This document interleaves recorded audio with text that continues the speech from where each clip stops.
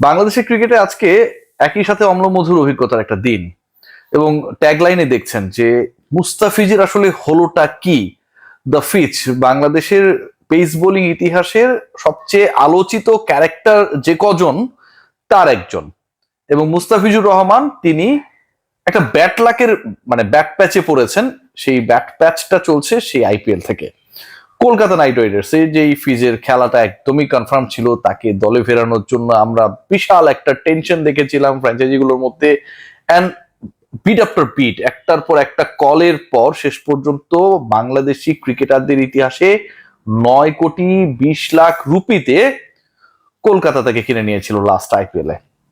সেই আইপিএল রাজনৈতিক পট পরিবর্তন, নানা ধরনের ইকুয়েশন খেলতে দেয়নি মুস্তাফিজকে।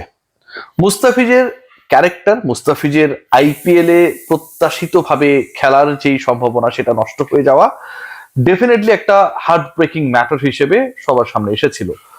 এরপরে যে আলোচনাটা আসে ডিউরিং দ্যাট আইপিএলটা যখন শেষ হয়ে যাচ্ছিল, আপনারা সবাই জানেন যে আইপিএল 2-3 মাস আগেই শেষ হয়েছে।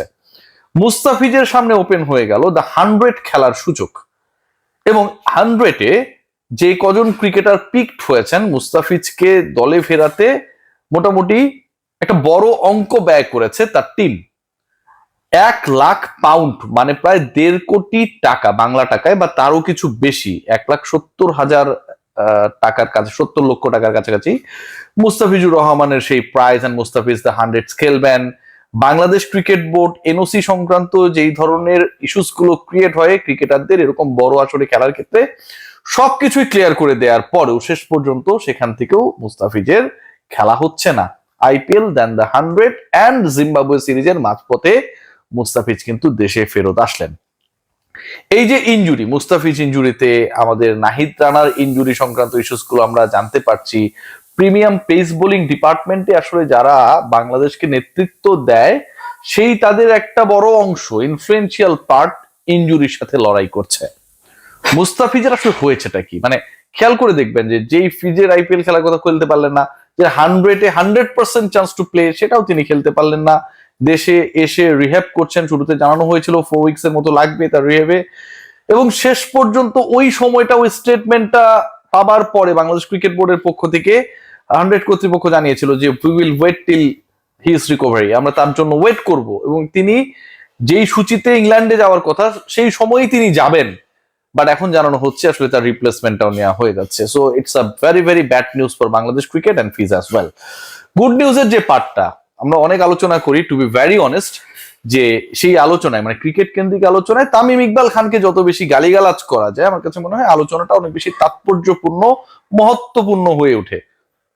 বাট অ্যাশেজ টেস্ট সিরিজের ক্ষেত্রে আমরা সবচেয়ে বেশি প্রেস্টিজিয়াস যে টুর্নামেন্টটাকে বা সিরিজটাকে আমরা বিবেচনা করি, সেই অ্যাশেজে ইংল্যান্ড নামার আগে they want to be prepared playing with Bangladesh. It's not like that this decision has made 6 months এগো, তা কিন্তু না। আমরা মোটামুটি গত মাসে একটা আবহ পেয়েছিলাম যে বাংলাদেশের ইংল্যান্ডে গিয়ে অবশেষে 17 বছর পর টেস্ট খেলার একটা অপরচুনিটি হচ্ছে।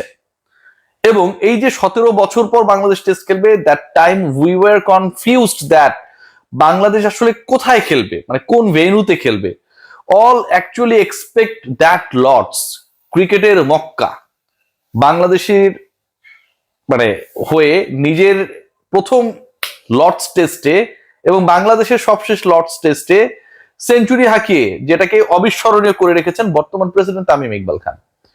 সেই লর্ডসে ইংল্যান্ডের প্রস্তুতিমূলক সেই টেস্ট বিফোর দ্য অ্যাশেজ খেলার জন্য মোটামুটি একটা দীর্ঘ সিরিয়াল ছিল। অনেকগুলো countries they were trying to be there. Sri Lanka সেই লিস্টে ছিল, উইন্ডিজ সেই লিস্টে ছিল।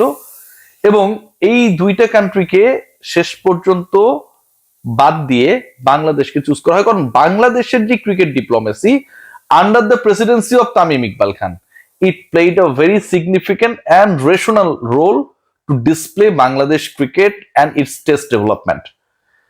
সেই ডেটটা ফাইনালাইজ হয়েছে মে মাসের লাস্ট থেকে জুনের ফার্স্ট পর্যন্ত ওয়ান অফ টেস্ট চলবে। এবং যতটুকু জানা যাচ্ছে যে বাংলাদেশ দল ওই একই সময়টায় শর্টার ভার্সনেও মুখোমুখি হবে।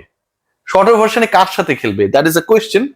এবং যতটুকু আমরা জানি যে আপনারা সবাই জানেন যে আইরিশদের এগেন্স্টে বাংলাদেশের একটা শিডিউল ট্যুর ছিল, বাংলাদেশে যাওয়ার কথা ছিল আয়ারল্যান্ডে, এবং সেই আয়ারল্যান্ডের বিপক্ষে বাংলাদেশের সবশেষ ট্যুরও কিন্তু আসলে আয়ারল্যান্ডে হয় নাই, চেমসফোর্ড ইংল্যান্ডে, লন্ডনের কাছাকাছি সেখানটায় হয়েছিল।